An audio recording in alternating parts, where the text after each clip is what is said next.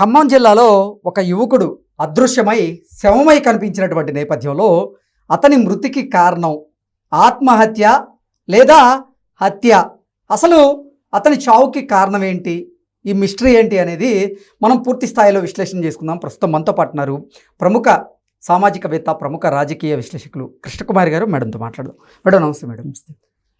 ఖమ్మం జిల్లాకి చెందిన ఒక సాఫ్ట్వేర్ ఉద్యోగి, అంటే సాఫ్ట్వేర్ రంగంలో రాణించాలని కోచింగ్ తీసుకుంటున్నటువంటి వ్యక్తి అదృశ్యమై శవమై తేలాడు. ఏంటి మేడం అసలు ఆ మిస్టరీ? అదేంటి, ఆయన ఆత్మహత్య లేదా హత్య, అసలు ఏం జరిగి ఉండొచ్చు అంటే ఏం చెప్తారు? అంటే ఇది గమనిస్తే ఇప్పుడు క్షణాల్లో ఛేదించగలుగుతున్నారు పోలీసులు. అవును.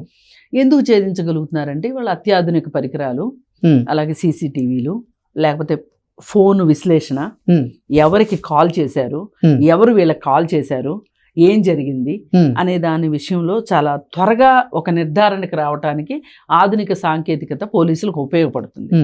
సరే, ఇదే ప్రాసెస్లో పోలీసులు ఏం చెప్తున్నారు దీని గురించి అంటే, ఆ అబ్బాయి ఏదైతే చెప్పాడో అలాంటిది ఏది జరగలేదని పోలీసులు చెప్తున్నారు. ఇప్పుడు మనం కూడా వివరాల్లోకి వెళ్తే, అన్నల దమ్ములు ఇద్దరు హైదరాబాద్లో ఉంటున్నారు. అన్న ఉద్యోగం చేస్తున్నాడు, తమ్ముడు కోచింగ్ తీసుకుంటున్నాడు. 22 ఏళ్ళు ఈ కోచింగ్ తీసుకునే పిల్లాడికి. ఇతను ముందే పండక్కి ఊరెళ్ళాడు. మరి ఈ అబ్బాయి కోచింగ్ అబ్బాయి కాబట్టి ముందే వెళ్ళగలిగాడు. పెద్ద అబ్బాయికి సెలవు లేకపోవడం వల్ల కొంచెం లేట్గా వెళ్ళాడు.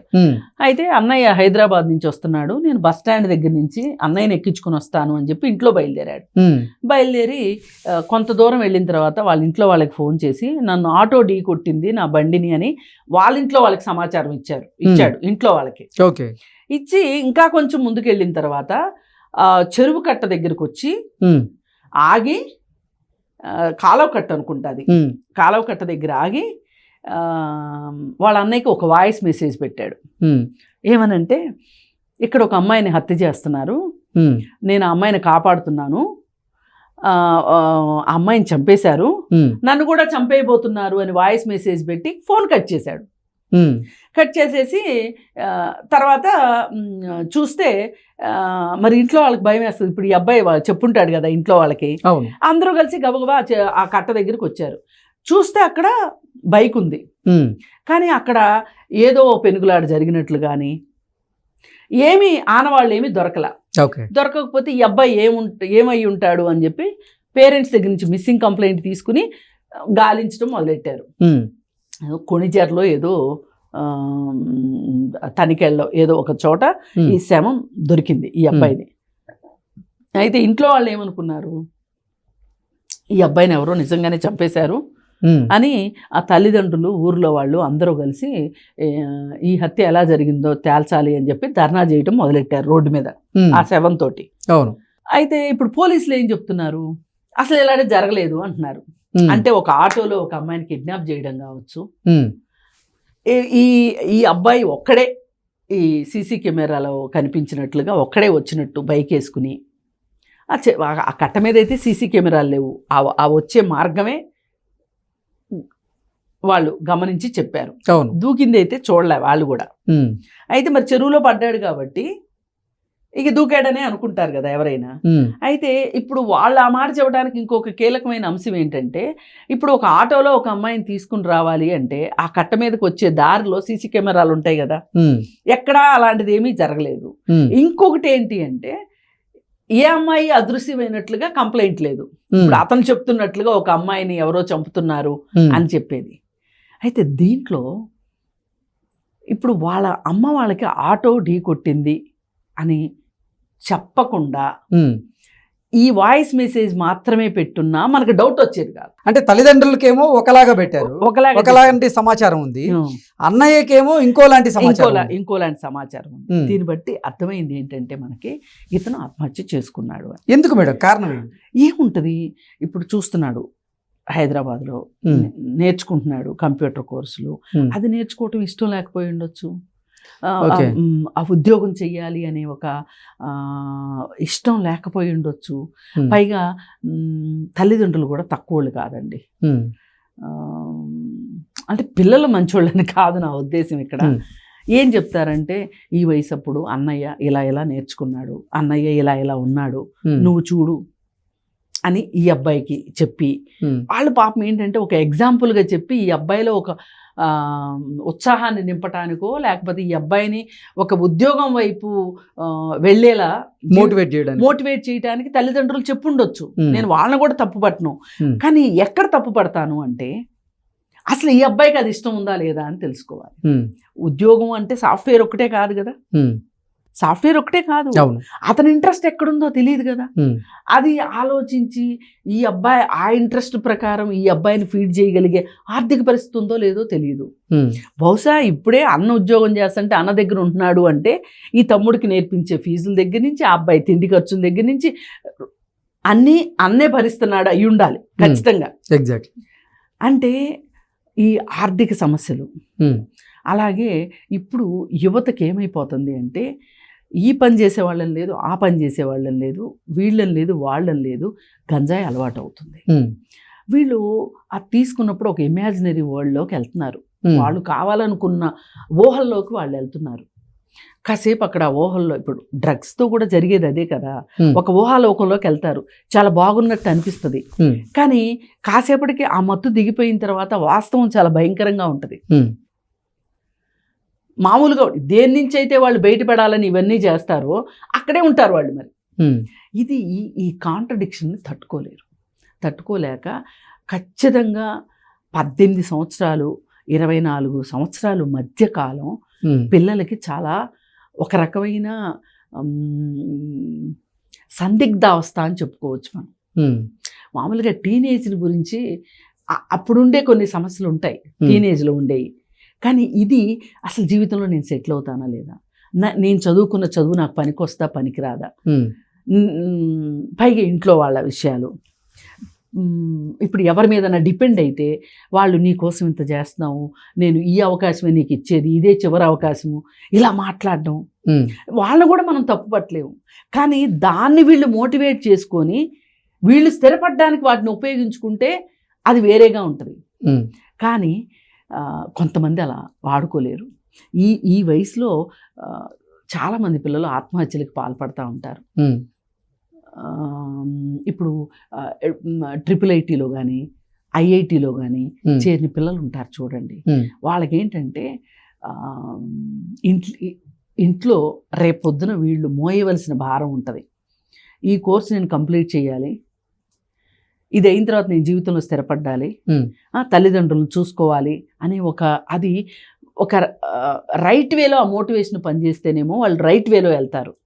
ఇది వాళ్ళు ఒక బాధగానో బర్డెన్గానో ఫీల్ అయ్యారనుకోండి, అదనపు భారంలాగా ఫీల్ అయ్యారనుకోండి, ఒత్తిడిలోకి వెళ్తారు. ఈ ఒత్తిడిలోకి వెళ్ళిన వాళ్ళు ఈ IIITలో సూసైడ్లు చేసుకునే వాళ్ళు కానీ, IITలో సూసైడ్లు చేసుకునే వాళ్ళు కానీ, లేదు అంటే ఇప్పుడు శ్రీ చైతన్య, ఈ నారాయణ, ఈ కాలేజీల్లో, అలాగే MBBSలో చేరిన తర్వాత MBBSలో ప్రతి బ్యాచ్లోనూ 2 సూసైడ్ చేసుకుంటారు. 2 లేరు 3. వీళ్ళందరూ ఏంటి రీజన్ ఏంటి అంటే ఆ ఒత్తిడిని తట్టుకోలేక అధిగమించలేక. పైగా వాళ్ళు ఈ మధ్య కాలంలో చిన్నప్పుడే డిసైడ్ చేస్తున్నారు, వీడు డాక్టర్ అవ్వాలా, వీడు ఇంజనీర్ అవ్వాలా, IITలో చేరాలా, ఏం చెయ్యాలి అని. వీళ్ళు దీని ప్రకారం పెంచుతున్నారు వాళ్ళని. ఈ పెంచే ప్రాసెస్లో ఒక పాయింట్కి వెళ్ళిన తర్వాత వాళ్ళకి ఏమనిపిస్తుంది, విరక్తి వచ్చేస్తుంది. విరక్తి వచ్చేసేసి అక్కడ ఏదైనా ఇబ్బంది వచ్చింది అనుకోండి, MBBS అంత జోకేం కాదు, IIT అంత జోకేం కాదు, అక్కడ అసలు అప్పటి నుంచి కష్టపడతా వచ్చాము, ఇక్కడికి వచ్చాక కూడా కష్టమే ఉంది, ఇంకెన్నాళ్ళు ఈ కష్టము, ఈలోపు ఇంకేవో ఇదే టైంలో ఒక ప్రేమ వ్యవహారము, లేకపోతే ఇదే టైంలో ఏవైనా ఈ సబ్స్టెన్స్ యూజ్ చేసే పరిస్థితి కల్పించబడటము, లేదు కొంతమంది ప్రొఫెసర్స్ కూడా మంచోళ్ళు ఉంటారు, వాళ్ళు హ్యూమిలియేట్ చేయటము, ర్యాగింగు, ఇలా రకరకాల కారణాలు. వీటితోటి ఈ వయసు చాలా ఇంపార్టెంట్. ఇది దాటేశారనుకోండి, ఈ అబ్బాయి కరెక్ట్గా పాపం బోర్డర్లో ఉన్నాడు, 22 ఏళ్ళు. ఇప్పుడు వాళ్ళకి సరైన గైడెన్స్ ఉండాలి. లేని వాళ్ళు అందరూ అవుతారని కాదు, అతని మానసిక పరిస్థితిని బట్టి అతను ఆత్మహత్య చేసుకుందాం అనుకున్నాడు. ఇప్పుడు ఈ ఆత్మహత్య చేసుకుందాం అనుకునే వాళ్ళు చాలా తెలివిగా తప్పుదోవ పట్టిద్దాం అనుకుంటారు. ఇప్పుడు నిజంగా ఆటోనే ఢీ కొట్టింది అనుకుందాం, నీకేం కాలేదుగా, ఏమన్నా అయితే చెరువుగట్టు దాకా వెళ్ళగలిగేవాడివి కాదుగా. ఎగ్జాక్ట్లీ. అప్పుడు ఆటో వల్ల నీకేమన్నా దెబ్బ తగిలితే నువ్వేం చేయొచ్చు? వాళ్ళ అన్నయ్యకి ఫోన్ చేసి, అన్నయ్య పలానా చోట నాకు ఆటో గుద్దింది నా బైక్ని, నేను బస్ స్టాండ్ దాకా రాలేను, నేను పలానా చోట ఉన్నాను, నువ్వు ఆటోలో అక్కడికి వచ్చేసేయి అని చెప్తారు కదా. నిజమైతే అదే గనక వాస్తవం అయితే. లేదు అంటే గనక ఇంట్లో వాళ్ళకి ఫోన్ చేసి, నేను బైక్ నడిపే పరిస్థితిలో నేను లేను, బస్ స్టాండ్కి మీరు వెళ్ళండి, లేకపోతే అన్నయ్యని వచ్చేయండి అని చెప్తారు. కానీ ఈ విషయాన్ని, ఇక్కడ జరిగిన విషయాన్ని ఒక మ్యాగ్నిఫైడ్ చేసి భూతద్దంలో చూపించి ఇంట్లో వాళ్ళకి చెప్పటం, మళ్ళీ అక్కడికి వెళ్ళి ఇంకొక స్టోరీ చెప్పటం, ఇది అసలు మిస్టరీ. మేడం, ఇంకొకటి, నిజంగా ఆ యువకుడు గనక ఆత్మహత్య చేసుకోవాలి అనుకుంటే దానికి సంబంధించినటువంటి వీడియోని అంటే రికార్డ్ చేసి వాళ్ళకి వినిపించవచ్చు, లేదా నా పరిస్థితి బాగాలేదు నేను ఇలా ఆత్మహత్య చేసుకోవాలనుకుంటున్నా అంటూ కూడా చెప్పచ్చు. కానీ ఎందుకు తను ఆత్మహత్యని హత్యగా చిత్రీకరించేటువంటి ప్రయత్నం చేసి ఉండొచ్చు? ఆత్మహత్య పిరికివాని చర్య అని ఎక్కడంటే అక్కడ బోర్డులు రాసి ఉంటాయి. ఓకే, బతకలేక చచ్చిపోయాడు అంటారు. అతను చనిపోవటానికి సిద్ధపడి చేతగాని వాడిగా ఉండటం ఇష్టం లేక, పిరికివాడిగా ఉండటం ఇష్టం లేక తప్పుదోవ పట్టించాడు అందరినీ. ఓకే, అంటే అతను అలా ఆ చిన్న బుర్రకి, ఆ చిట్టి బుర్రకి అదే తట్టింది. కానీ ఈ మాత్రం మాట్లాడుకునే వాళ్ళు ఉంటారని, ఈ మాత్రం అర్థం చేసుకోలేని ప్రపంచమే అతని చుట్టూ ఉంది అని అనుకుంటే ఎట్లా? ఇదే భ్రమ. అసలు భ్రమ అంతా ఇక్కడే ఉంది. అంటే అతను ఒక వాస్తవ పరిస్థితులకు దూరంగా బతుకుతున్నాడని అర్థం. దీన్ని బట్టి అతను ఒక లాజిక్ లేని, ఇల్లాజికల్గా, అసలు తర్కం అతనికి ఇప్పుడు ఇది ఎవరన్నా ఎంత చిన్నవాళ్ళకైనా అర్థమవుతుంది. ఇద్దరికి 2 రకాల మెసేజ్ ఇచ్చాడు అంటే దాంట్లో రెండిట్లో వాస్తవం లేదనే తెలిసిపోయింది. అందుకోసం ఏంటంటే మనం ఇలా అని అనుకోవచ్చు. పైగా వాళ్ళకి ఏంటి అంటే చనిపోవాలని డిసైడ్ చేసుకున్నా కానీ ఏదో ఒక క్షణంలో వెనక్కి రావాలనుకుంటారు. ఎగ్జాక్ట్లీ. వెనక్కి రావాలి అనుకున్నప్పుడు ఆ టైంలో ఎవరైనా సరే ఇది ఆపితే బాగుండు. ఇప్పుడు 100 మంది ఆత్మహత్య చేసుకుందాము అనుకుని డిసైడ్ అయితే ఫుల్ ఫ్లెడ్జ్డ్గా ఒక్కళ్ళే చేసుకుంటారు. పుట్టిన ప్రతి మనిషి ఏదో ఒక సందర్భంలో జీవితకాలంలో ఒక్కసారైనా అసలు ఈ బతికేంటి, చేస్తే బాగుండు అనుకోకుండా ఎవరు ఉండరు ఏదో ఒక టైంలో. కాకపోతే అందరూ చెప్పాల్సిన అవసరం లేదు, అందరూ చెప్పరు కూడా. ఎవరన్నా క్లోజ్ పీపుల్కి చెప్పుకుంటారేమో. కానీ ఇదే మాట అనకపోయినా కానీ నేను ఈ క్షణమైనా నేను చచ్చిపోతాను, నేను నిండు 100 ఏళ్ళు ఉండాలనుకోవట్లేదు, ఇట్లాంటి స్టేట్మెంట్స్ పాస్ చేస్తూ ఉంటారు. నేను కూడా అంటుంటా అప్పుడప్పుడు. సహజం ఇది. అంటే ఇది మొయ్యలేని భారము అనిపించినప్పుడు, జీవితం భారమైనప్పుడు, ఏ ఆశ చుట్టుపక్కల కనిపించినప్పుడు, ఇది మాత్రమే పరిష్కారం అనుకున్నప్పుడు తీసుకునే నిర్ణయం ఇది. ఇది ఏమాత్రం పిరికివారి చర్య కాదు.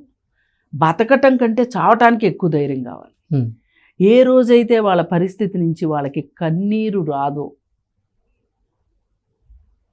సెల్ఫ్ సింపతి పోతుందో, ఉండదో, అసలు ప్రతి వాళ్ళము సెల్ఫ్ సెంట్రిక్గా ఉంటాము, సెల్ఫ్ సింపతి ఉంటుంది.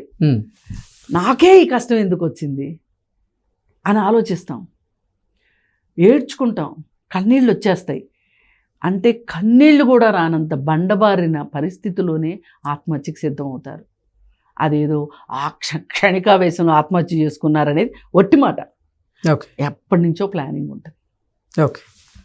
అందుకని మనము ఎవరైనా పిల్లలు ఇలాంటి పరిస్థితి ఉంటే మంచి గైడెన్స్ ఇవ్వటం కానీ, లేదు సైకాట్రిస్ట్కి చూపించడం కానీ, లేదు సైకాట్రిస్ట్ అనేది చాలా పెద్ద మాట అనుకుంటే కనుక ఏదైనా రోషిని కౌన్సిలింగ్ సెంటర్ లాంటి కౌన్సిలింగ్ సెంటర్లకు తీసుకెళ్ళడం కానీ, లేదు అనుకుంటే బాగా పెద్దవాళ్ళు ఎవరైనా, అంటే ఈ పిల్లలు ఒక మేనమామకో, ఒక బాబాయికో, నాయనమ్మకో, అమ్మమ్మకో ఎవరో ఒకరికి కొంచెం ఒక ఎమోషనల్ బాండింగ్ ఉంటుంది. లేదా ఫ్రెండ్స్తోనూ అలాంటి వాళ్ళు ఎవరైనా ఆ సందర్భంలో వాళ్ళకి కాస్త ఊరట ఇచ్చేటట్టు మాట్లాడటం, ఒక ఆశని కల్పిస్తే గనక ఇది నివారించవచ్చు. ఓకే. అందుకని ఈ అబ్బాయి విషయంలో ఏమనుకున్నాడు అంటే, నేను పిరికివాడిగా మిగిలిపోవటం నాకు ఇష్టం లేదు, తప్పుదో పట్టించైనా సరే నన్ను ఎవరో హత్య చేశారు అనేది బతకాలని లేదు, ఆ చావుకి ఆ విధంగా బయట అనుకోవటము ఇష్టం లేదు.